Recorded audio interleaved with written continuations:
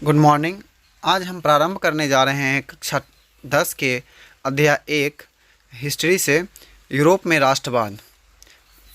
तो हम इस क्लास को प्रारंभ करते हैं। उससे पहले मैं बताना चाहूँगा, यदि आप हमारे चैनल बागीसा टेक्स्ट सीरीज को नहीं सब्सक्राइब कर पा रहे हैं तो आप हमारा मोबाइल नंबर डाल करके हमारे यूट्यूब चैनल को सब्सक्राइब कर सकते हैं। चलते हैं प्रश्नोत्तर पे। आज का पहला प्रश्न है, इटली एवं जर्मनी वर्तमान में किस महादेश के अंतर्गत आते हैं? तो हम कह सकते हैं यूरोप महादेश के अंतर्गत। दूसरा क्वेश्चन है, फ्रांस में किस शासक वंश की पुनर्स्थापना वियना कांग्रेस द्वारा की गई थी? तो हम कह सकते हैं इसका आंसर बूर्बो वंश। चलते हैं अगले प्रश्न पर। अगला प्रश्न है, मेजनी का संबंध किस गठन से था? तो इसका आंसर हम कह सकते हैं कार्बोनरी से। इटली एवं अगला प्रश्न जो है वह है, इटली एवं जर्मनी के एकीकरण के विरुद्ध कौन था? तो हम कह सकते हैं इसका आंसर ऑस्ट्रिया।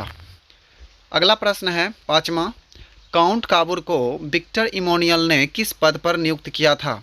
तो इसका आंसर हम कह सकते हैं प्रधानमंत्री पद पर। अगला छठा प्रश्न है, गैरीबाल्डी पेशे से क्या था? गैरीबाल्डी पेशे से एक नाविक था। इसका आंसर हम कह सकते हैं कि एक नाविक। अगला प्रश्न है सातवां, जर्मन राइन राज्य का निर्माण किसने किया था? तो इसका हम आंसर कह सकते हैं नेपोलियन बोनापार्ट। अगला प्रश्न है आठवां, जाल बेरिन एक किसकी संस्था है? तो हम कह सकते हैं इसका आंसर जाल बेरिन एक व्यापारियों की संस्था है। अगला प्रश्न है नौवां, रक्त एवं लौह की नीति का अवलंबन किसने किया था? तो हम इसका आंसर कह सकते हैं बिस्मार्क ने। नेक्स्ट क्वेश्चन है दसवां, चार्टिस्ट आंदोलन कहाँ संपन्न हुआ था? चार्टिस्ट आंदोलन इंग्लैंड में संपन्न हुआ था, अर्थात इसका आंसर हम कह सकते हैं इंग्लैंड में। अगला प्रश्न है 11वां, यूरोप वासियों के लिए किस देश का साहित्य एवं ज्ञान विज्ञान प्रेरणा स्रोत रहा है? तो इसका आंसर हम कह सकते हैं यूनान का। अगला प्रश्न पे चलते हैं। अगला प्रश्न है 12 नंबर, कहता है 1829 ईस्वी की एड्रियानोपल की संधि किस देश के साथ हुई थी? अर्थात 1829 ईस्वी में जो एड्रियानोपल की संधि हुई थी वह किस देश के साथ हुई थी? तो हम इसका आंसर कह सकते हैं तुर्की के साथ। अगला प्रश्न है 13वां, यूरोप में राष्ट्रवाद की पहली स्पष्ट अभिव्यक्ति कब हुई? तो इसका उत्तर हम कह सकते हैं 1789 की फ्रांसीसी क्रांति के साथ। अगला प्रश्न है 14वां, यूरोप का मरीज किसे कहा जाता है? तो इसका आंसर हम कह सकते हैं तुर्की को। अगला प्रश्न है, मेटरनिक का पतन किस वर्ष हुआ था? तो हम इसका आंसर कह सकते हैं मई 1848 ईस्वी में। अगला प्रश्न है 16वां, फ्रैंकफर्ट की संधि कब हुई थी? फ्रैंकफर्ट की संधि 1871 ईस्वी में हुआ था। अगला प्रश्न है 17वां, किस युद्ध के बाद जर्मनी का एकीकरण पूरा हुआ? तो इसका आंसर हम कह सकते हैं सीडन युद्ध के बाद। अगले प्रश्न पे चलते हैं 18वां नंबर पर, कहता है यंग यूरोप की स्थापना किसने की थी? तो हम कह सकते हैं इसका आंसर मेजनी ने। अगला प्रश्न है, यंग इटली की स्थापना किसने की थी? तो हम इसका आंसर कह सकते हैं मेजनी ने। अगला प्रश्न है 20वां, सीडन का युद्ध कब हुआ था? तो हम इसका आंसर कह सकते हैं 1870 ईस्वी में। अगला प्रश्न है 21 नंबर, सन 1870 में फ्रांस एवं पर्सा के बीच युद्ध कहाँ हुआ था? तो सन 1870 ईस्वी में फ्रांस एवं पर्सा के बीच जो युद्ध हुआ था यह सेडोन शहर में हुआ था, इसीलिए हम सेडोन कह सकते हैं। अगला प्रश्न है 22वां, कि वियना सम्मेलन किस वर्ष हुआ था? वियना सम्मेलन 1814 से 1815 ईस्वी में के बीच में हुआ था। अगला प्रश्न है 23 नंबर, प्रश्न नंबर 23, वियना किस देश की राजधानी है?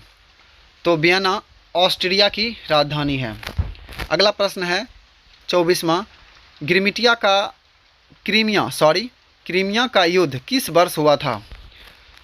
क्रीमिया का युद्ध किस वर्ष हुआ था? 24 नंबर प्रश्न का आंसर होगा 1854 ईस्वी में। अगला प्रश्न है 25वां, राष्ट्रवाद की अवधारणा का जन्म किस घटना से माना जाता है? तो हम इसका आंसर कह सकते हैं फ्रांस की क्रांति से। अगला प्रश्न है 26वां, नेपोलियन संहिता किस वर्ष लागू की गई? तो हम इसका आंसर कह सकते हैं 1804 ईस्वी में। अगला प्रश्न है 27वां, वियना सम्मेलन कांग्रेस का अध्यक्ष कौन था? अर्थात वियना सम्मेलन में कांग्रेस का अध्यक्ष कौन था? तो हम इस प्रश्न का आंसर कह सकते हैं मेटरनिख।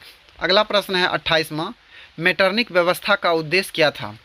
तो इसका आंसर हम कह सकते हैं पुरातन व्यवस्था की पुनर्स्थापना, यानी जो पुरातत्व थे जो नष्ट होने पर थे उनकी पुनः स्थापना करना या व्यवस्थित करना या फिर उन्हें विकसित करने में साथ देना। अगला प्रश्न है 29वां, काउंट काबूर की मृत्यु किस वर्ष हुई थी? काउंट काबूर की मृत्यु 1862 ईस्वी में हुई थी। अगला प्रश्न है 30वां, जर्मनी का एकीकरण किस वर्ष पूरा हुआ? बहुत ही वीवीआई प्रश्न है ये। 30 नंबर कह सकते हैं इसका आंसर हम जर्मनी का एकीकरण 1871 ईस्वी में पूरा हुआ, अर्थात इसका आंसर हम कह सकते हैं 1871 ईस्वी में। अगला प्रश्न है 31वां, लाल कुर्ती का गठन किसने किया? 2023 की परीक्षा के दृष्टि से अगर देखा जाए तो यह क्वेश्चन बहुत ही वीवीआई है। लाल कुर्ती का गठन गैरीबाल्डी ने किया था। अगला प्रश्न है 32वां, जाल बेरिन संघ की स्थापना किस वर्ष हुआ था? तो हम कह सकते हैं जाल बेराइन संघ की स्थापना 1834 ईस्वी में हुआ था, अर्थात 1834 ईस्वी इसका आंसर कह सकते हैं। गॉस्टिन की संधि किस वर्ष हुई थी? गॉस्टिन की संधि 1865 ईस्वी में हुआ था। अगला क्वेश्चन है, यूरोपीय सभ्यता का पालना किसे कहा जाता है? बहुत ही वीवीआई प्रश्न है ये भी, आज तक लगभग बहुत सारे एग्जाम में पूछा गया है। हम इसका आंसर कह सकते हैं यूरोपीय सभ्यता का पालना यूनान को कहते हैं, अर्थात इसका आंसर हम 34 नंबर प्रश्न का कह सकते हैं यूनान। अगला है 35वां नंबर प्रश्न, कहता है एड्रियानोपुल की संधि किस देश के साथ हुई थी? एड्रियानोपुल की संधि किस देश के साथ हुई थी? तो हम कह सकते हैं एड्रियानोपुल की संधि 1829 ईस्वी में हुई थी। अगला प्रश्न है, सीडान का युद्ध किनके बीच हुआ था? सीडान का युद्ध फ्रांस एवं पर्सा के बीच हुआ था। अगला प्रश्न है 37वां, किस वर्ष यूनान को एक स्वतंत्र राष्ट्र घोषित किया गया? हम इस प्रश्न का आंसर कह सकते हैं 1832 ईस्वी में।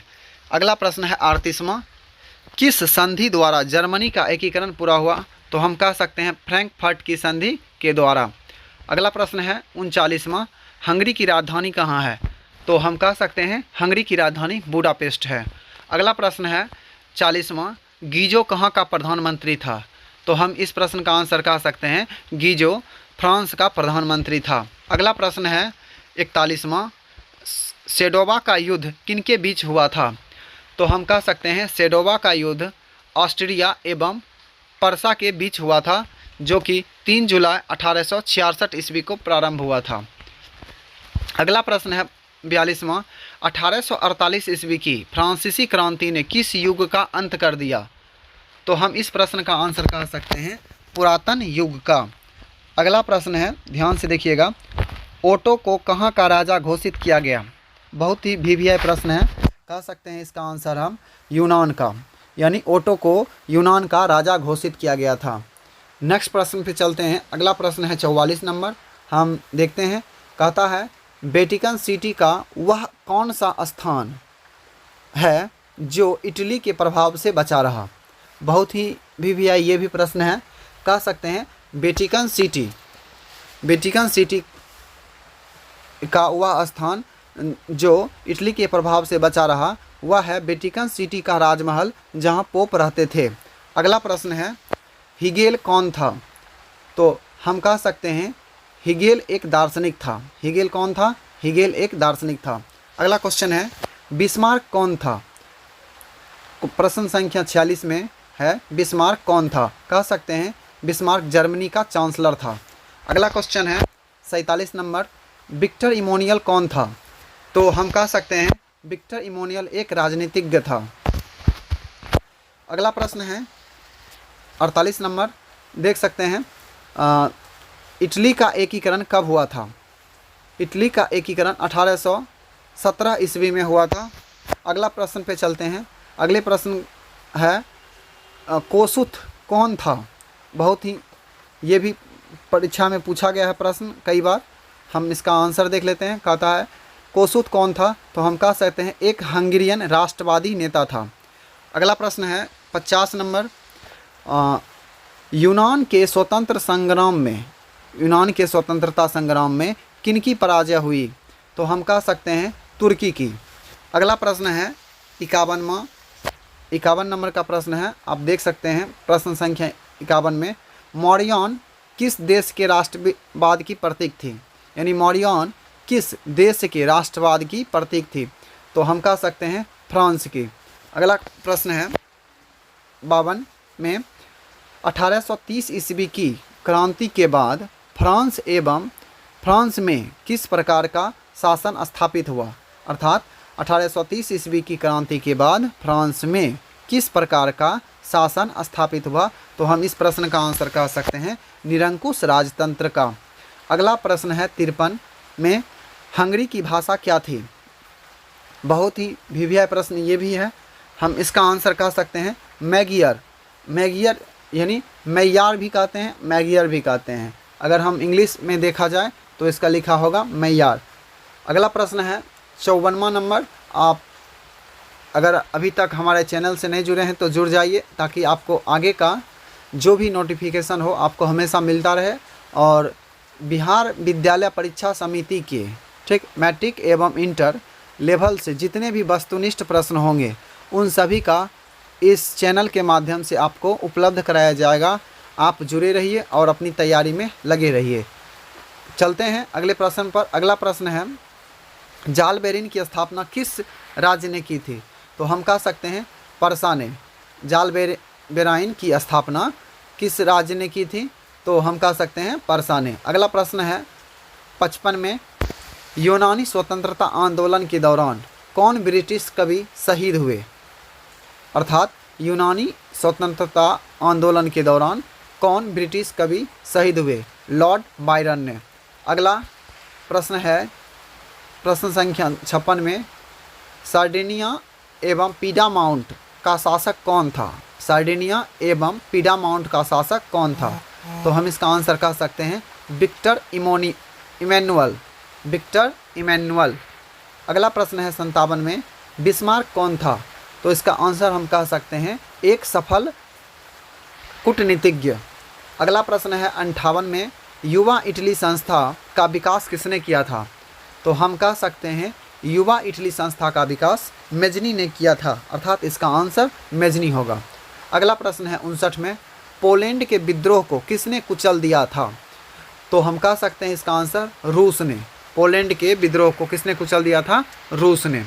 अगले प्रश्न पे चलते हैं। अगला प्रश्न है प्रश्न संख्या 60 में किस देश का हंगरी पर पूर्ण आधिपत्य था, तो हम कह सकते हैं इसका आंसर ऑस्ट्रिया का। अगला प्रश्न है 61 में 61 नंबर में हम देख सकते हैं यूनान को स्वतंत्रता कब मिली, तो हम इसका आंसर कह सकते हैं 1832 ईस्वी में।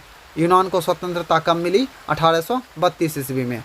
अगला प्रश्न है 62 नंबर।